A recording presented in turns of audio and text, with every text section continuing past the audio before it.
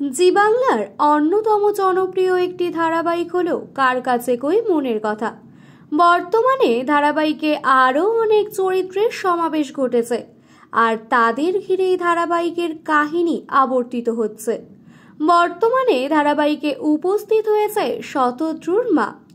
এতদিন শিমুল নিজের স্বামী দেওরের কাছ থেকে অপমানিত হচ্ছিল, এবার সে অপমানিত হলো শতদ্রুর মার কাছে। শতদ্রুর মার কথায় তেড়ে এলো মধুবালা দেবী।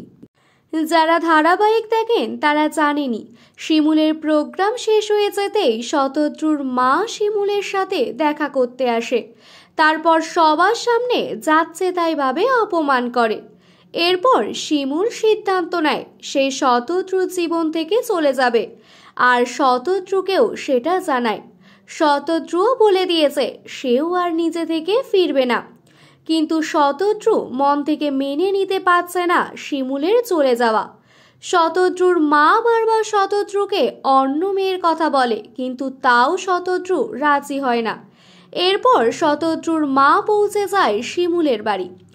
দরজা নক করতেই শিমুল গিয়ে দরজা খোলে।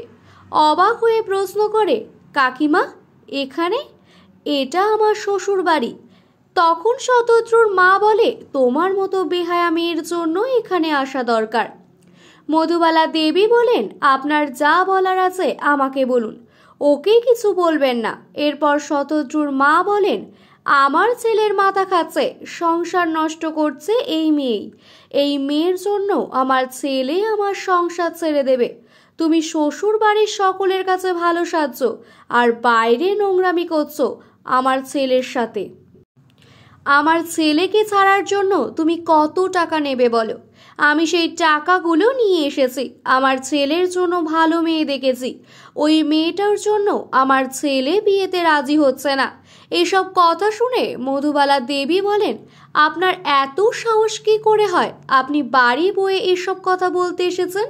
শুধু মধুবালা দেবী নয়, পুতুল, কাকিমা সকলেই শিমুলের পাশে দাঁড়ায়। পরাগ বলা শিমুলকে নিচে নামানোর জন্য চেষ্টা করে।